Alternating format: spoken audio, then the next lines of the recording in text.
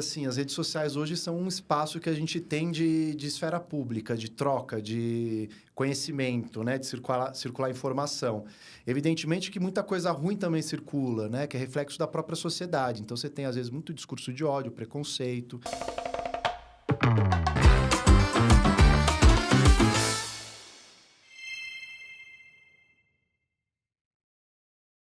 Olá, pessoal. Estamos começando mais um Tecla SAP Podcast. Antes de falar do nosso convidado de hoje, eu vou fazer minha autodescrição. Sou uma mulher de 1,76 m, com a pele branca, com cabelos longos, com algumas luzes. Estou vestindo um blazer preto, com uma blusa preta, uma calça vermelha e um sapato preto. Agora sim, falando do nosso convidado de hoje na Tecla SAP, ele que é advogado, professor do curso de Direito da Unifesp, doutor em Relações Internacionais e mestre em Teoria Geral e Filosofia do Direito. Ativista de destaque no cenário brasileiro, especialmente nas áreas de direitos humanos, diversidade sexual e de gênero. Reconhecido por sua trajetória acadêmica e militância, ele é autor de diversos livros importantes sobre temas como ditadura, direitos LGBTQIA+, e cidadania. Entre suas obras de maior destaque está Movimento LGBTI+, o livro vencedor do Prêmio da Cidadania e Diversidade da Parada do Orgulho LGBTI+, e finalista do Prêmio Jabuti.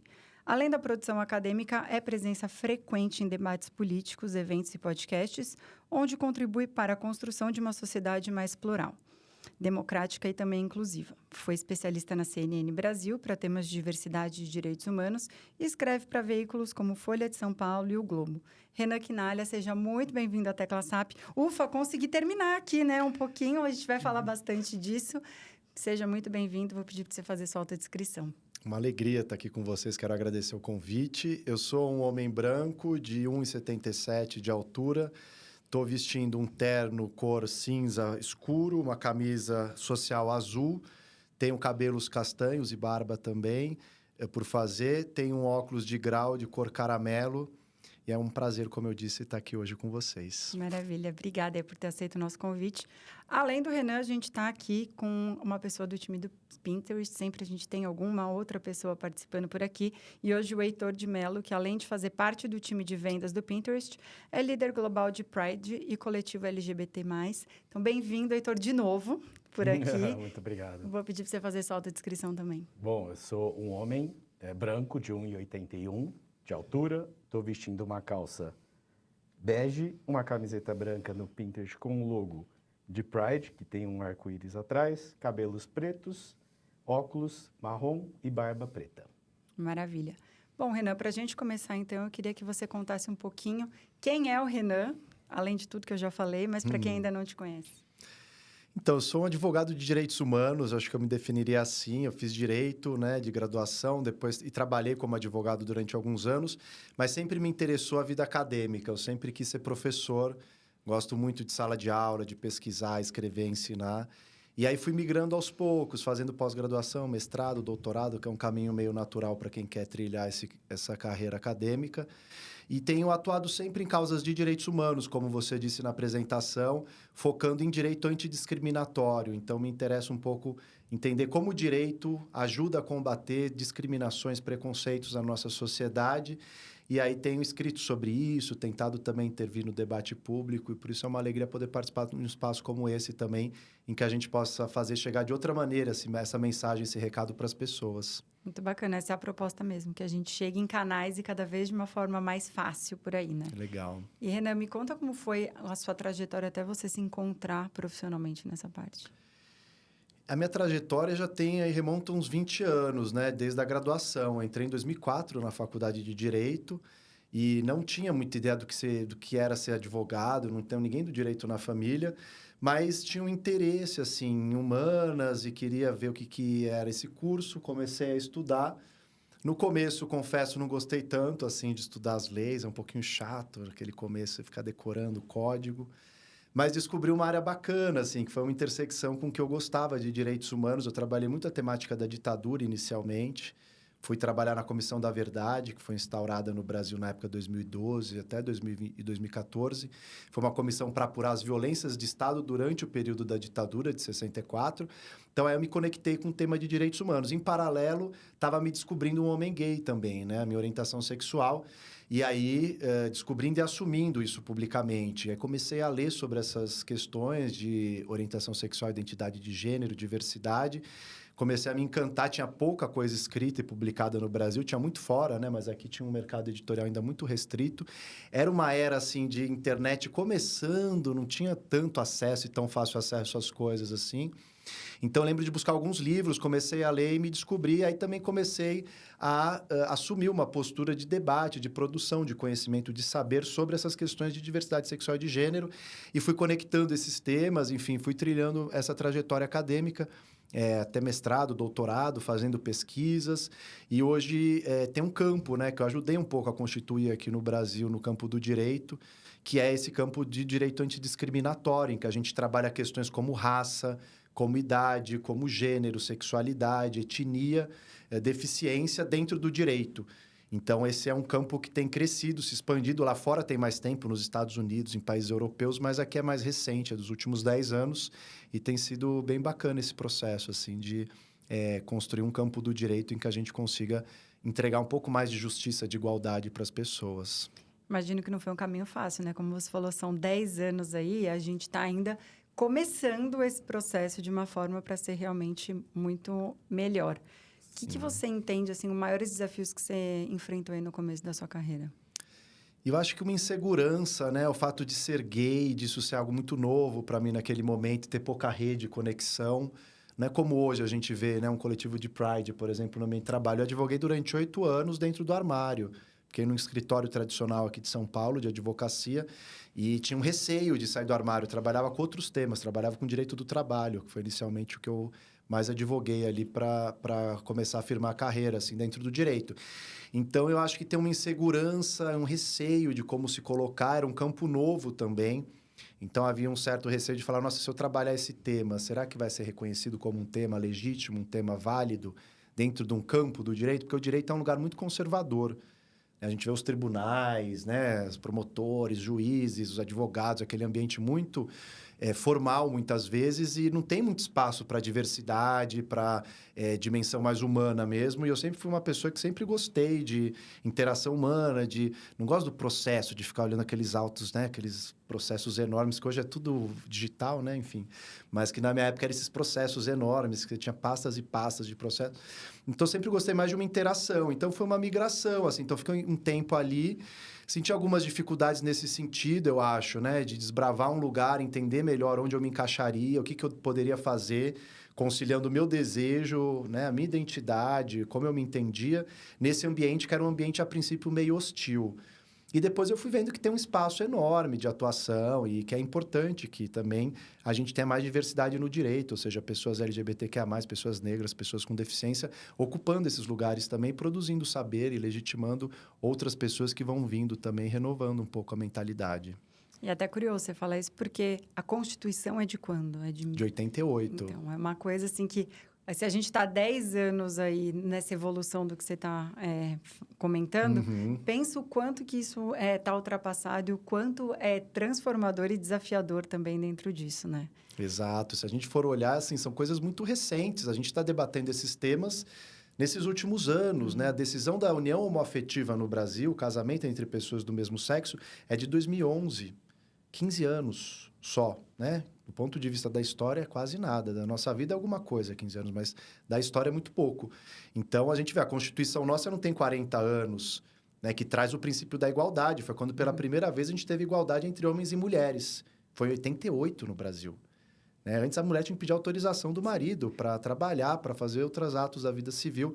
Então, né, assim, é uma igualdade muito recente, em que a gente ainda está assimilando isso na nossa cultura, né? Até mesmo votar é um pouquinho um pouquinho antes, mas também não tinha um direito de voto, né? Então, Exato. Essas liberdades a gente está começando aí com todo mundo, nas minorias, todo mundo, né, virou minoria, né, em relação a isso. E me fala uma coisa, Renan, como que você lidou aí, superou essas questões aí no meio dessa jornada, essa sua transformação? Você comentou que estava no armário, dentro de um escritório todo mais engessadinho, e como que foi essa mudança? Então, eu acho que foi um processo que eu acho que pessoas LGBTQIA+, têm talvez esse amadurecimento precoce, né? Então, eu entendi que eu precisaria me organizar inclusive financeiramente, ter uma liberdade, uma autonomia, e foi isso que eu fiz no escritório, ganhei dinheiro e soube guardar e me organizar para fazer uma transição de carreira no momento que eu achasse oportuno, que eu pudesse fazer isso sem depender de ninguém. Né? Porque é um pouco essa, eu tenho que dar conta da minha vida sozinho, já que eu estou, de alguma maneira, não correspondendo às expectativas das pessoas. Então, a gente acaba assimilando isso, né? Acho que tem um processo de amadurecimento muito precoce, assim. Então, eu entrei na faculdade, eu já tentava antever cenários e tal, que é uma coisa que uma pessoa heterossexual cisgênera talvez não precise fazer da mesma maneira, né? Então, eu fiz isso, eu fui me organizando. E aí advoguei e era bom no que fazia, gostava de fazer, me dedicava para isso. Só que eu sou uma pessoa que gosta de estudar, eu sou bem nerd. Então, eu ficava lendo, estudando. Como era um campo meio novo, eu também fui escrevendo sobre isso e fui preparando, né? Então, eu fui preparando uma transição mesmo. Eu acho que isso é algo que eu acho que vale a pena, assim, pensar e refletir sobre, talvez recomendar para as pessoas que estejam buscando um pouco saída, assim, que eu acho que eu não ouvi naquele momento, mas que teria sido mais fácil, que assim, começa, vai em movimento e aos poucos as coisas vão encaixando. Você vai, né, alocando, nem às vezes é isso. Eu não queria talvez ficar 8 anos da minha vida advogando como eu fiquei num escritório, mas eu sabia que eu precisava. E aí eu fiz e, né, foi uma fase. Eu sabia que era uma fase, que era determinada, ia ter uma data de fim, até eu poder fazer a transição, por exemplo, para a vida acadêmica e para a universidade. E aí eu fui fazendo e preparando o terreno. Então, eu acho que, às vezes, a gente tem uma ansiedade muito grande de resolver tudo a um só tempo e precisa dar um tempo, assim, às vezes, e entender que as coisas são processos. Essa ansiedade que a gente tem, né, de resolver as coisas no imediatismo. Sim. Mas hoje você dirige aí, você coordena um núcleo de Transunifesp, né? Conta um pouquinho dele. É um lugar muito especial, assim, está fazendo 10 anos agora em 2025, a gente está organizando um livro coletivo, inclusive, e é um dos ambulatórios mais antigos do país, é um serviço de saúde, e eu, como advogado e professor de direito, fui coordenar esse núcleo de saúde ali, porque na universidade pública a gente faz um monte de coisas ao mesmo tempo, né? E no começo eu não queria, falei para o meu colega, que é um médico que fundou o núcleo, endócrino, que trabalha com a população trans, ele falou, Renan, tem que coordenar o núcleo. Eu falei, não quero. Já estou coordenando o curso de Direito, não quero coordenar o núcleo trans também, apesar de eu contribuir com o núcleo, achar importante, mas assim, já estava fazendo 1000 coisas. Mas ele falou, não, precisa ser você, porque não tem mais gente para fazer isso agora na universidade. Eu falei, tá bom, então vamos lá. E aí assumi, estou há 4 anos já. E é um espaço muito bacana, que são 500 pessoas assistidas regularmente pelo núcleo, né? Uma equipe multiprofissional, então tem médicos, endócrino, cirurgião plástico, psiquiatra, psicólogo, assistente social, fonoaudiólogo, tudo que se imaginar no campo da saúde de uma maneira ampla. Para a população trans e intersexo, é vinculado ao SUS, ao Sistema Único de Saúde, a gente recebe encaminhamentos mensais, e é porta aberta para a comunidade trans da minha universidade, da Unifesp. E a gente aprovou esse ano de 2025 cotas trans. Então, só nesse ano entraram 58 pessoas trans nos cursos de graduação. A gente tem 60 cursos de graduação. Então, é muito bacana. Agora, na pós-graduação, vai entrar mais gente e essas pessoas já entram com um ambulatório estruturado, um serviço de saúde, que é muito difícil de acessar no Brasil. É importante registrar isso, que quem está fora das grandes capitais, dos centros urbanos, tem muita dificuldade para chegar num serviço de saúde. Né? Então, tem filas enormes, tem determinadas cirurgias de afirmação de gênero que as pessoas esperam por 10 anos na fila. Então, é um cenário bastante difícil no Brasil ainda hoje de acesso à saúde, né? O direito à saúde, infelizmente, não é assegurado ainda a essa população. E esse núcleo a gente consegue fazer alguma coisa ali, né? Ainda que muito limitado na cidade de São Paulo, mas a gente atende todo o estado. Muitas pessoas viajam de cidades de 5, 6 horas para chegar até lá e passar no núcleo também. Bom, então, além da parte onde você já coordenava do curso, você foi coordenar essa parte aí do núcleo, fora outras coisas, né? Como que você equilibra aí os seus pratinhos, vamos dizer assim? Então, na parte de meio acadêmico, a parte de ativismo e a comunicação aí pública, de tudo.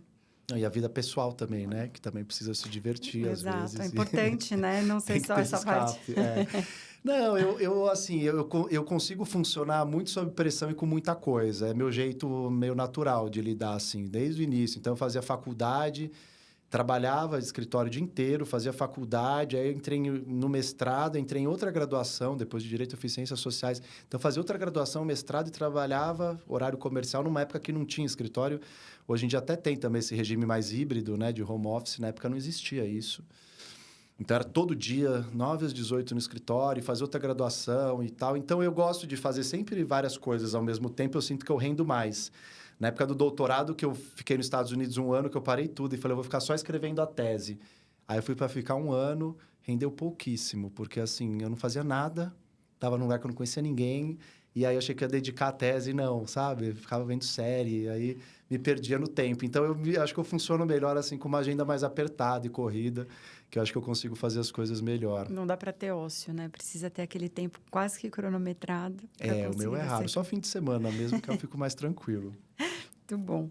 E, Renan, em qual momento, assim, você considera dentro da sua carreira que foi um marco aí de orgulho e de realização? Eu creio... tem alguns, assim, mas eu acho que a entrada na universidade, quando eu fiz concurso para a universidade pública, né, que é um concurso concorrido, assim, porque, em geral, na carreira acadêmica, as pessoas estão muito dedicadas, né? Elas fazem mestrado, doutorado, você tem que estar bem obstinado, porque são processos chatos de passar por eles, das bancas e tudo isso. Então, eu acho que quando eu entrei no concurso, que já tem 10 anos, foi nos momentos auge, que é quando eu pude, de fato, fazer a minha transição e falar, agora eu me defino mais como um professor do que como um advogado, um professor de direito. E aí, enfim, uma vinculação acadêmica, né, em São Paulo, que é onde eu queria estar, porque muitos colegas e amigos tiveram que ir para outros lugares e tal, e eu não tinha desejo de sair, porque tem uma rede aqui, família em São Paulo. Então, aquela coisa, você tenta conciliar um pouco, né, tudo que você tem de desejo, de horizonte. Então, para mim, acho que foi esse momento. Você teve um convite aí, né, da CNN. Como veio essa oportunidade aí para fazer parte? Sim, que foi muito bacana, né? Porque eles estavam fazendo um quadro de especialistas em várias áreas diferentes. Aí eles queriam alguém em diversidade de direitos humanos. E aí eu já colaborava, na verdade. Eu sempre tenho tentado dialogar para fora da comunidade LGBTQIA+, ou do campo dos direitos humanos. Porque ali todo mundo já sabe um pouquinho, já é mais ou menos letrado, já tem, né, uma compreensão sobre o tema. E eu acho que a gente precisa contribuir, até como universidade, é um dever, para fora dos muros da universidade, ajudar a qualificar o debate público sobre isso, informar a opinião pública, a população. Então, eu sempre busquei contribuir com mídias diferentes aí de notícias, né, como jornal impresso, mas também televisivo.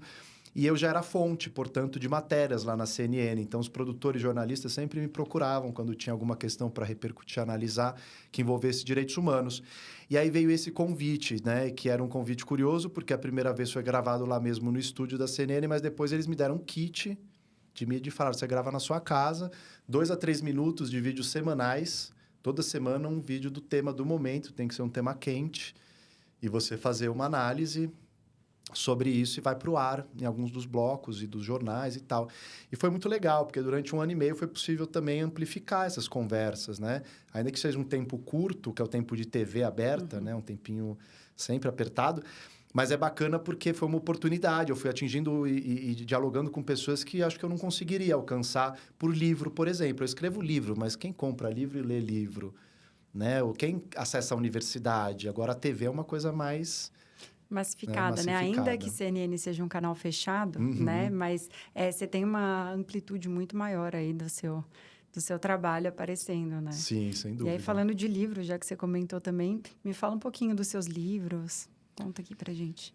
Eu tenho 9 livros publicados, dentre autorais meus e organizados por mim. Tá saindo um 10º agora, fim desse ano, além do Núcleo Trans, que vai ser o 11º.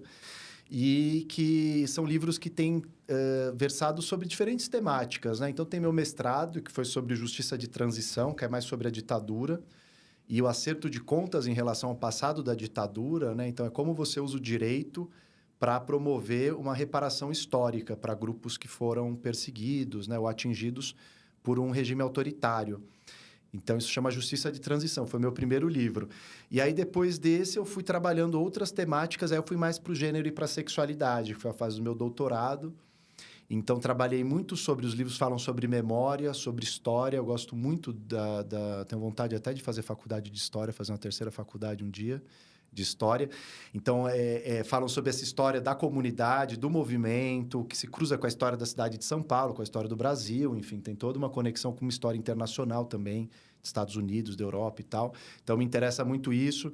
E sobre direitos LGBTI+, também. E agora eu tenho trabalhado esse tema da saúde. Como eu estou há 4 anos frente a esse ambulatório, eu tenho lidado muito com uma discussão sobre saúde, que a gente às vezes entende saúde como ausência de doença. E não é sobre isso, né? A saúde é muito mais do que isso, ainda mais para uma população vulnerabilizada como LGBTQIA+. É uma promoção de bem-estar, de inclusão, de muita coisa. Então, eu tenho agora também trabalhado um pouco essa frente. Aí tem publicações novas saindo por aí, nesse caminho. Bacana. E é uma tendência, né? A gente estava até comentando hoje nos bastidores aqui, esse mercado wellness, né? Como está se chamando, o quanto que isso tem crescido, o quanto que a população tem visto isso de uma forma diferente, né? Da questão só de saúde, ou você falou da ausência da doença, mas sim pensar em algo, né? O Cristiano Ronaldo é um case aí de como ele pensa nesse mercado, crescendo bastante. Então, é algo realmente bem promissor. Estou curiosa aí para ver o que vem aí pela frente. Mas falando do seu livro também, o Ney Matogrosso fez algum comentário a respeito também? Fala um pouquinho disso, que eu acho que é bem bacana. Fiquei super feliz. Que eu fui à exposição, uma exposição que ocorreu em São Paulo, no MIS, no Museu da Imagem do Som, sobre a carreira do Ney, e com figurino, com fotos, com um monte de coisa da trajetória dele. Que é assim, uma trajetória de uns 50 anos, né? Ele tem 84 anos hoje, ainda está super aí nativa, fazendo shows. Está agora, inclusive, na Europa, eu acho, fazendo uma turnê internacional. E aí, eu fui à exposição e já conversava com ele em rede social, Instagram, que ele usa muito e tal. E aí, eu falei, Ney, quero te entregar um livro meu. Ele falou, claro, vai na exposição então, a gente se vê lá. Aí, fui tomar um café com ele, conversamos. Entreguei um livro que ainda não é o livro que eu cito, porque eu achei documentos da época da ditadura sobre o Ney. E eu não tinha esse em casa, acabei levando um outro. E aí ele pegou e leu o livro, foi fazer um show em Recife e falou que leu no voo. E que adorou, que muita coisa que ele já tinha ouvido, visto, que ele viu ali de maneira organizada. E eu fiquei super feliz, porque Ney é uma figura fundamental da cultura brasileira, né? Um cara que abriu caminhos, inclusive com um filme maravilhoso, agora sobre sua vida, uma cinebiografia que chama Homem com H, que vale a pena deixar de dica para o pessoal aí para assistir esse filme. Muito bacana. Você comentou aí de como o Ney é ativo nas redes sociais, mas você também é bastante ativo aí nas redes, né? Como você enxerga aí as redes sociais e o papel dela nessa questão de disseminar esse conteúdo, diversidade? Eu acho que é fundamental, né? Eu acho que, assim, as redes sociais hoje são um espaço que a gente tem de esfera pública, de troca, de conhecimento, né? De circular informação. Evidentemente que muita coisa ruim também circula, né? Que é reflexo da própria sociedade. Então, você tem, às vezes, muito discurso de ódio, preconceito, atos de violência que acabam circulando ali, que as pessoas acham que, muitas vezes, a internet ela é terra de ninguém, que não tem uma legislação que vale ali dentro, mas não, a Constituição vale, Código Civil vale, crimes contra a honra também. Ou seja, é preciso também que a gente se eduque para usar esses recursos e essas plataformas, mas eu faço uso de uma maneira que me deixa muito feliz, assim, de ver essa possibilidade, né? Eu penso que se eu fosse um homem gay me descobrindo, né? Eu tô chegando a 40 anos, 39 anos agora. Se eu tivesse com 20 anos a menos, né? Com os 20 anos de idade e tal, já tendo um recurso de conseguir ver coisas, né? Nas redes, produção de conteúdo que me ajudasse a informar, seria muito mais fácil numa trajetória aí de autodescoberta, de me conhecer. Então, eu acho que as redes sociais, elas permitem muitas possibilidades de vida, de caminhos, se a gente saber usar bem, né? Então, a gente precisa cuidar disso. Eu acho bacana você falar isso da questão de comunidade, discurso de ódios, porque um dos pontos que a gente vê muito positivos aqui no Pinterest é exatamente isso. É uma das redes, assim, que não tem haters, praticamente, né? Acho que o Heitor pode falar um pouquinho melhor do que eu a respeito disso, né, Heitor? Não, justamente, é um cantinho positivo da internet, né? A gente chama assim, a gente se posiciona aqui, e os conteúdos, eles são leves. Então, existe já um filtro aqui dentro da plataforma para filtrar qualquer tipo de conteúdo que seja, qualquer discurso de ódio, ou que cause qualquer desconforto para o usuário, né? Isso a gente vê pelas próprias plataformas, pelos próprios motores de buscas nossos, como, por exemplo, se uma pessoa negra quiser buscar uma maquiagem para ela, vai aparecer o tom de pele ali para trazer conteúdos de modelos, ou então conteúdos com pessoas negras com aquela maquiagem. Senão, não faz o menor sentido. É a mesma coisa com pessoas com outras silhuetas, outros tipos físicos, outros tipos de cabelo e por aí vai. E também questão de quem está em transição, né? E está buscando ali conteúdos mais positivos, a gente também faz toda essa curadoria aqui dentro da plataforma. E você liderando essa parte Pride aqui, tem alguma novidade vindo? Querendo dar spoiler aqui já, né? Aproveitar aí que tá chegando o Dia do Orgulho, enfim, né? Pra gente poder contar um pouquinho. O Pinterest segue muito essa diretriz, né, de inclusão e pertencimento e trazer um lugar seguro para se estar, para trabalhar. E a gente faz muitos projetos e ações e a gente vai ter uma participação mais que especial na Parada do Orgulho de São Paulo de 2025. Então, nos vemos lá, pessoal. E, Renan, uma coisa que a gente acha bem interessante, o marketing digital, como você falou, né? Quem está se descobrindo e tudo mais, ele tem essa forma de facilitar, né? Com essa questão de educação, né? Então, como que a gente promove, de repente, essa inclusão sem cair em uma parte mais superficial, por exemplo? O que você traz de sugestões, dicas aí? Eu tenho um uso de redes sociais que eu não me considero um influencer ou uma pessoa que tem um profissionalismo nessa produção de conteúdo. A minha rede social é um tanto caótica, inclusive, porque é isso, publiquei esse texto, fui nesse evento, vou para tal lugar, eu uso um pouco também como uma forma de conexão com as pessoas que estão interessadas no meu trabalho, né? Mas eu não tenho essa produção específica. Até penso em algum momento em produzir vídeo e tentar produzir algo que, né, seja mais específico para aquele tipo de plataforma. Mas eu publico um artigo, aí eu boto lá um print, sabe? Eu faço um pouco dessa maneira. Eu acho que tem muitos modos, né, de uso de redes sociais. Acho que tem crescido muito essas possibilidades, têm crescido muito aqui no Brasil. Eu próprio tenho tentado acompanhar também, né, numa velocidade grande de renovação. E eu sou da era ainda pré-internet, então também tem uma coisa de a gente se alfabetizar, né? E se letrando para acompanhar todas essas tendências. Mas o bom de dar aula é isso também, porque estudantes vão trazendo. Professor, isso aqui eu vi, né? Tal podcast, eu vi isso aqui nesse vídeo, né? Pode usar esse material como referência? Claro que pode. Aí você vai incorporando, você vai entendendo também e vendo novas linguagens. Acho que a gente vive tempos de transformação muito intensa, né? Então, eu acho que isso é interessante de pensar. Eu acho que a gente tem mais ou menos a mesma idade, que você falou que está chegando aos 40. Eu também acho que nós fomos a última geração analógica, como adolescentes, né? E aí a gente está vivendo essa transição. Mas você mais no dia a dia, por exemplo, com os novos jovens, né? Como você tem visto essa diferença, por exemplo, nesse mercado e da forma como tem essa ansiedade das coisas? E é uma geração que também chegou à puberdade e adolescência na pandemia, né? Que é outro dado também, assim. A pandemia foi um momento difícil, né? Delicado, assim, da vida de todo mundo. Mas, sobretudo, de uma geração que... quando você é adolescente, você está numa ânsia de descoberta do mundo, das coisas, de você mesmo. E aí, de repente, veio um freio nessa turma que, assim, não sai de casa, né? E aí, acaba com a sociabilidade, fica tudo tela. Já estava um pouco vivendo nas telas, isso aprofunda. Então, eu acho que é uma geração que está muito antenada em muita coisa, mas eu acho que tem uma dificuldade de concentração, assim.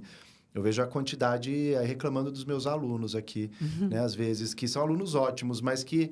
Às vezes, você vê assim, uma dificuldade de leitura. Ou você está falando alguma coisa, ele está no celular, olhando ao mesmo tempo. Aí pega o texto que você recomendou de 20, 30 páginas numa semana e está lendo aqui no celular, dessa telinha, desse tamanho, assim, um artigo, sabe? Um negócio que é denso, que você tem que parar, olhar com calma e tá aquela coisa, telinha, assim. Então, acho que é um desafio. Acho que é também... Não dá para ser saudoso, né? Dizer, antes que era bom, que a gente pegava o livro e lia. Também não é por aí. Temos que pensar como dialogar com essa geração que já está vivendo, nascida dentro de tudo isso e que já vive uma realidade virtual como uma realidade da vida. Achar e aí, como incorporar. Né? Um ponto de equilíbrio e como incorporar. Né? Então, eu tento passar atividades que envolvam um pouco esse exercício que eles já usam, porque não dá, assim, acho que para criança, sim, tem lei aprovada agora, não pode usar, né, celular e tal, nas escolas. Mas eu dou aula para adulta, jovem adulta, 17, 18 anos, já 20, 22, ou seja, já são pessoas que você tem que tratar como adultos. Então, assim, precisam também ter esse discernimento, que é o que também o mundo do trabalho vai esperar deles e delas. Com certeza. Trazer essa maturidade para eles, né? E para entrar no mercado de trabalho. Falando de mercado de trabalho de marcas, Renan, hoje eu vejo que tem muitas marcas que querem entrar nessa forma como inclusiva, diversa, mas tem muitas falhas aí na forma como é feito. O que você enxerga hoje de que é o que não fazer e o que as marcas acabam fazendo para querer se mostrar uma coisa quando na verdade não é? Eu acho que a gente tem visto muito tentativas aí, né? E que são algumas bem-sucedidas e outras nem tanto. Eu acho que a gente já não tem mais espaço para um tipo de tokenismo, por exemplo, né? Essa ideia das marcas de trazerem uma pessoa negra no momento para dizer que tem uma diversidade, uma representatividade. Traz uma pessoa LGBTQIA+, né? E já cumprir a cota, já atendia a uma exigência, né? Acho que tem que introjetar mesmo, né? Essa cultura de diversidade, a importância disso, e levar esse compromisso mais a sério, tanto para fora, para a sociedade, como para dentro, né? Eu acho que isso tem se mostrado uma boa prática aí no mercado de várias empresas que têm atuado nesse sentido, né? De pensar como assumir compromissos que são mais consistentes, né? Com essa bandeira da diversidade e da inclusão, por exemplo, que é o que eu vejo mais de perto, né? Então, eu acho que há pouco espaço hoje, né? E possibilidade de fazer uma coisa só pontual e achar que isso vai resolver e vai sinalizar já como suficiente. É preciso um compromisso sério, um trabalho que é um processo, que leva tempo para, de fato, conseguir isso. Porque a gente vive numa sociedade que é preconceituosa, que é misógina, que é racista, que é LGBTfóbica. Esse é o nosso caldo cultural. Nós vivemos nisso. Então, a gente reproduz. Natural que as empresas também acabem reproduzindo isso, né? Então, é importante, tanto nós como pessoa física, né, como as empresas, fazerem esse exercício, né, de desconstrução, de olhar para dentro e falar, olha, estamos pecando aqui. E não ter esse receio de assumir o erro e de refazer. Voltar um pouco atrás, procurar quem sabe, conversar, dialogar com as comunidades, né, específicas para entender mais dessas realidades e aí fazer a tarefa de casa.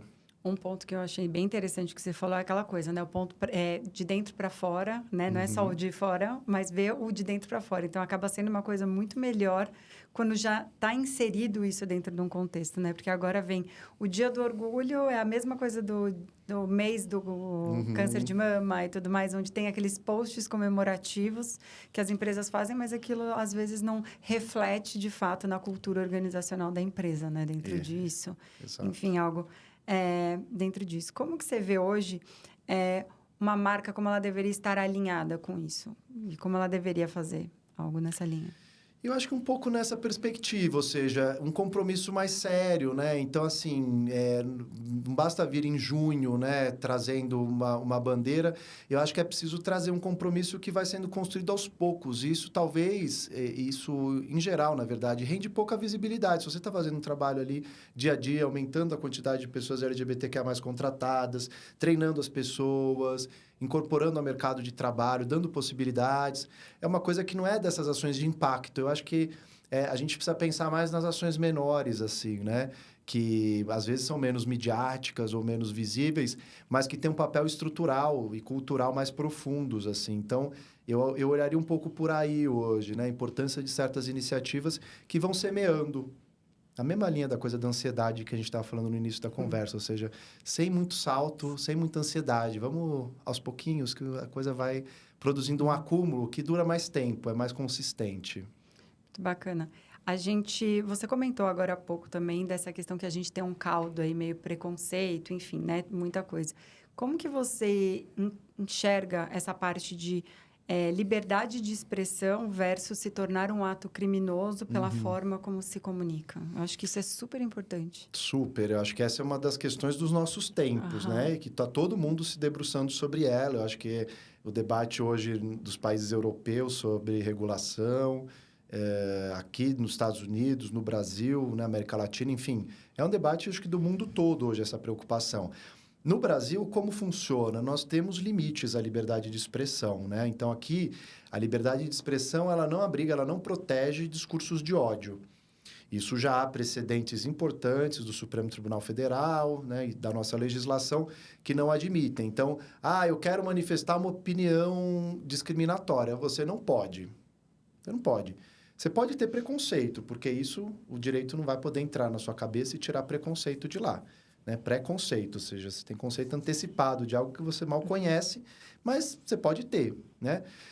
Devido à sua formação, sua trajetória, sua visão religiosa, moral de mundo, qualquer outra razão. É possível sustentar opiniões sobre isso. Agora, o problema é quando você exterioriza isso, e aí você atinge outra pessoa.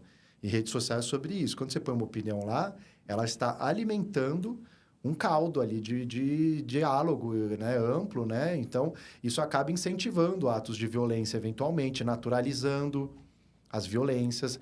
Então, por isso que é preciso um cuidado com o que a gente faz com as palavras, né? Porque a distância entre palavra e ato tem sido cada vez mais encurtada.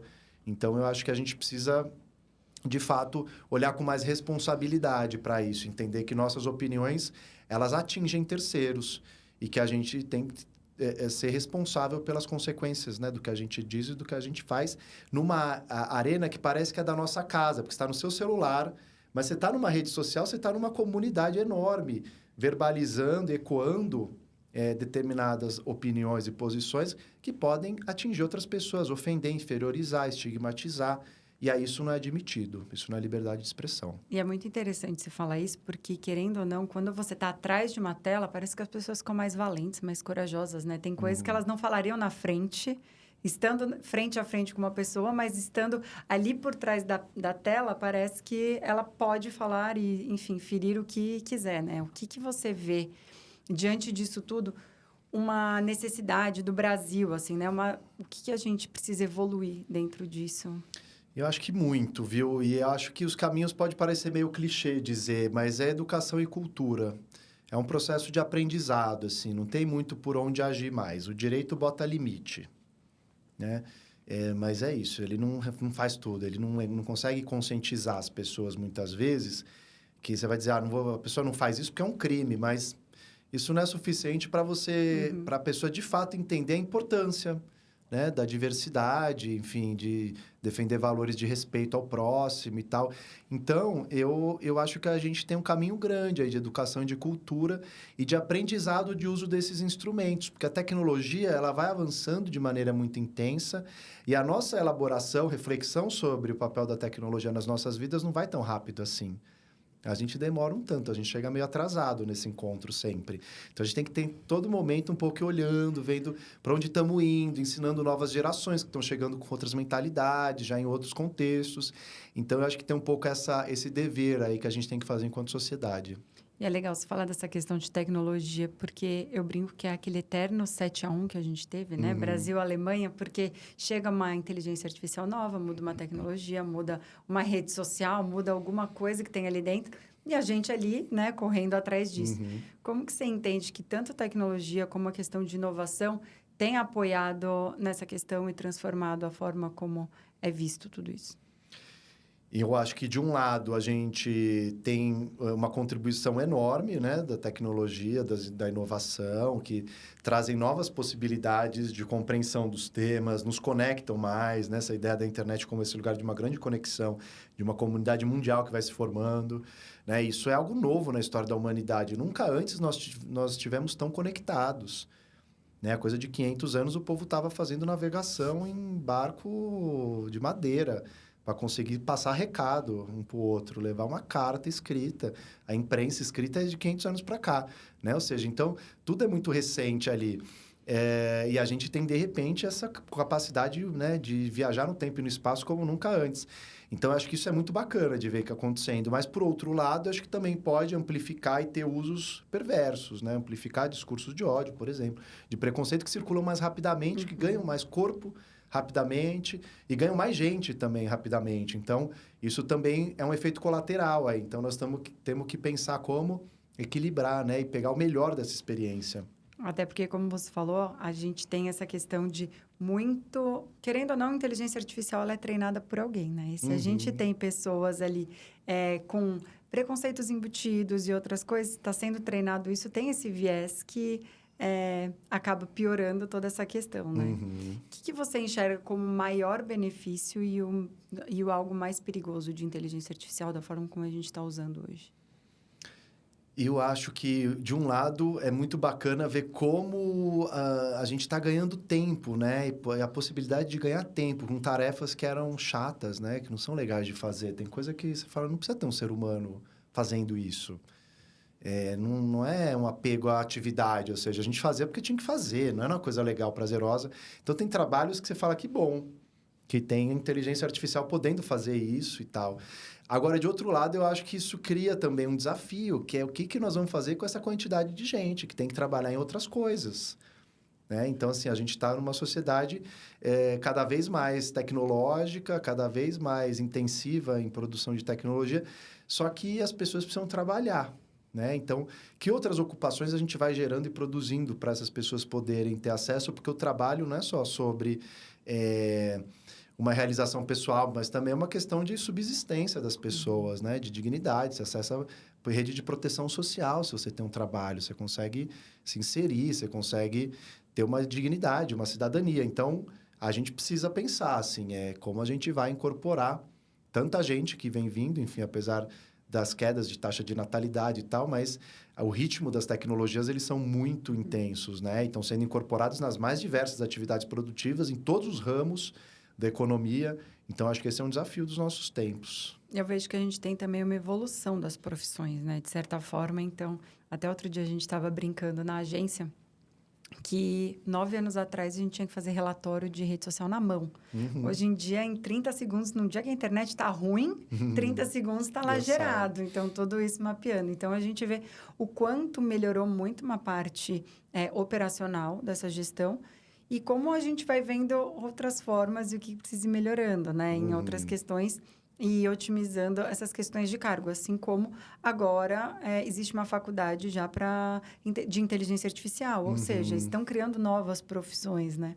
Outro dia, eu estava passando aqui na Faria Lima, perto do escritório aqui do PIN, e estava sendo lavada uma janela de um prédio com drone. Então, aquela pessoa que precisava estar com todos aqueles equipamentos de EPI subindo para lavar, hoje ela precisa saber mexer num controle ali de videogame para conseguir operar. Então, eu acredito que existe uma evolução das profissões, mas sim, tem muita coisa que a gente vai ter que ajustar, né? Assim como teve questão de banco com caixa eletrônico, ou rede de fast food com totem, mas a proporção da evolução está sendo muito mais ágil. Então, de fato, é uma preocupação, apesar disso. Né? A curva está cada vez mais assim, né? Não é uma questão tão nova. A tecnologia sempre impactou o trabalho, né? Isso faz parte para o bem e para o mal, enfim.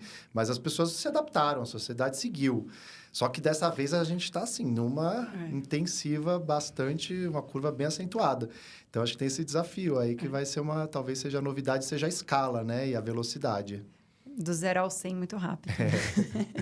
Em termos de tendências digitais, o que você acredita hoje que tem mais potencial aí para fortalecer os movimentos sociais e de diversidade? Eu acho que são as redes mesmo, né? Eu acho que essa conexão, assim, global do que está acontecendo e de saber o que está acontecendo do outro lado do mundo sobre esses temas e a pessoa se informar e estabelecer rede, dialogar com as pessoas que estão ali. Eu acho que isso é uma coisa que tende a se intensificar muito, né? A gente tem entendido cada vez mais o que nos é comum como humanidade, como gente nos diversos países. Então, eu acho que isso é uma coisa bacana de a gente se localizar mais como cidadão do mundo, assim, né? E acho que as redes têm permitido isso, uma circulação mais ampla, que era muito difícil pensar antes, né? Então, eu acho que isso é algo que desse próximo período deve também se intensificar, inclusive com as questões de linguagem, tradução, que tem sofisticado muito, né? Com a inteligência artificial e essas possibilidades de ferramenta. Muito bom. E até aproveitando esse gancho e falando um pouquinho de Pinterest, já que a gente falou que é um ambiente dos mais seguros, o que você entende aí, Heitor, e até para dar uma dica para a nossa audiência de como usar de uma forma mais estratégica a ferramenta aqui? Em termos de inteligência artificial? Até de comunicação inclusiva, de engajamento, como que as pessoas podem utilizar Bom, a dentro gente disso? vê que existem muitos conteúdos para transição de gênero, né, aqui.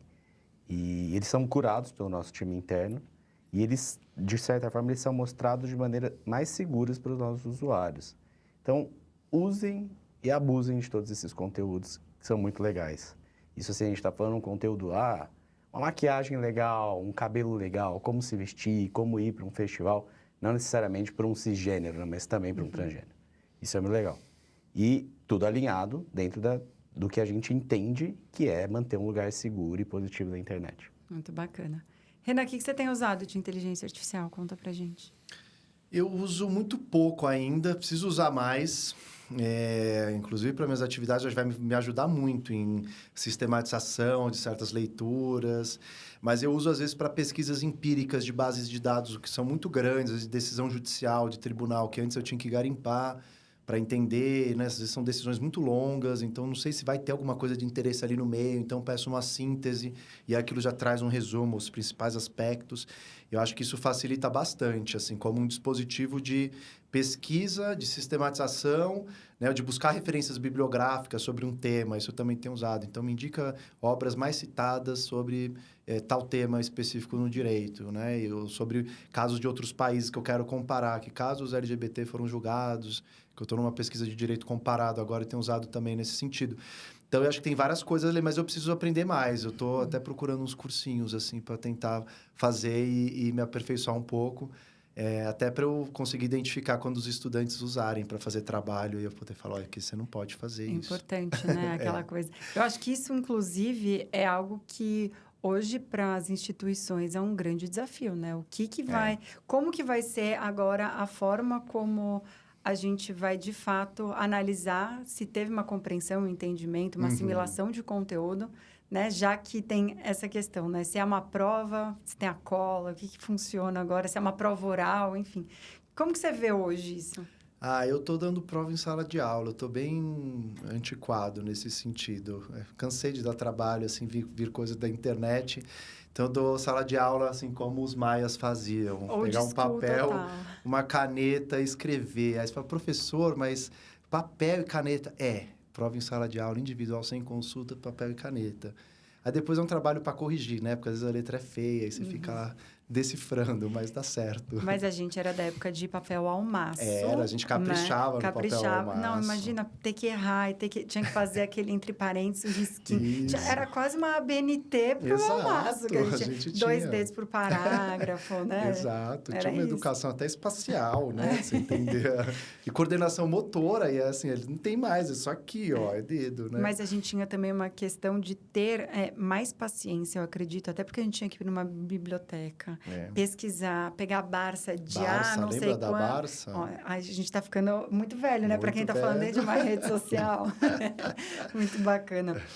Mas então, Renan, o que você traz, assim, às vezes, de dica para quem é LGBTQIA+, que está ingressando agora na faculdade? Que dica que você daria? Olha, eu daria uma dica, assim, de um esforço de leitura, que eu acho que é importante, sabe? Isso independente da área. Eu acho que se humanas, exatas, biológicas... Eu acho que cultivar uma leitura. Eu acho que a gente... essa geração tem lido bastante, eu noto isso.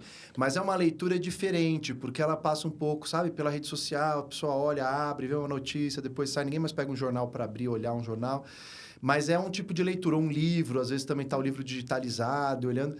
Mas eu faria um pouco uma recomendação que eu acho muito elementar, porque eu acho que a questão da leitura ajuda muito a você se exprimir, a você ter acesso a uma linguagem, a elaborar pensamento, a falar. Então, eu acho que isso é fundamental em qualquer área que você vá da vida, assim, qualquer carreira que você trilhe. Então, eu daria essa dica de fazer um esforço de leitura, tirar um momento também, deixa o celular de lado, sabe? Pega uma horinha do dia...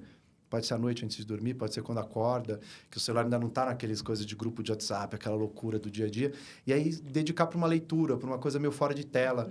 Eu acho que a gente vai precisar um pouco se educar para isso também, né? Saber balancear e poder desenvolver outras inteligências, outras capacidades. Que senão a gente fica muito preso ainda, né? E dependente. Para todo mundo, né? Exato. Estamos chegando no nosso momento Tecla SAP, onde eu vou te dar o nosso megafone.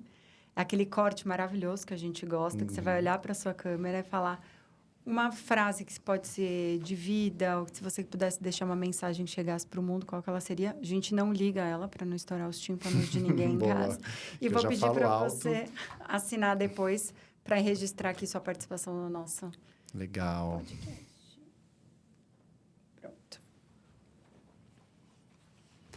Então, eu acho que eu vou compartilhar uma frase de que eu gosto muito, que é sobre direitos humanos e diversidade, de um autor português, um sociólogo português, o Boaventura de Souza Santos, que ele diz o seguinte, temos direito de ser igual quando a diferença nos descaracteriza, e temos direito a ser diferentes quando a igualdade nos descaracteriza. Então, eu acho que é uma ideia interessante da gente entender tanto a importância da igualdade como da diferença, ou seja, A gente é igual, todo mundo é ser humano, mas a gente tem muitas diferenças que nos marcam e que muitas vezes viram desigualdades que a gente precisa combater as desigualdades. Então, deixaria esse recado aqui ao final. Maravilha, adorei. Vou pedir para você assinar, enquanto o Renan assina, falar para vocês colocarem aqui os sininhos de ativação das nossas redes, se você está nos vendo ou ouvindo tanto pelo Spotify como pelo YouTube. Ativar os nossos canais oficiais no @teclasap podcast.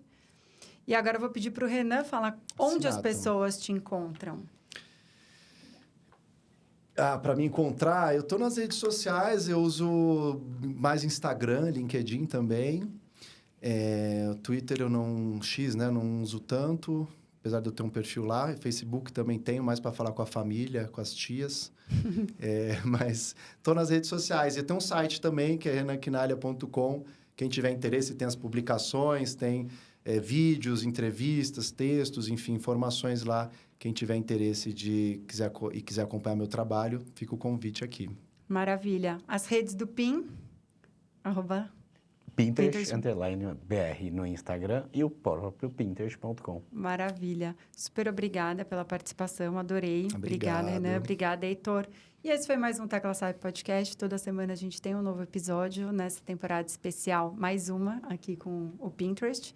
Para conhecer os nossos canais oficiais no @teclasap podcast em todas as redes sociais. Temos também o meu perfil pessoal, que é o @carufernandes. Vou pedir para deixarem um QR Code aqui para o meu livro, A Tecla SAP, do Marquetese. Então, se vocês quiserem, tem o link aí direto que está no Amazon, mas também em outras livrarias. E da nossa agência na @comunicação cubo em todos os canais oficiais. E obrigada, até o próximo episódio.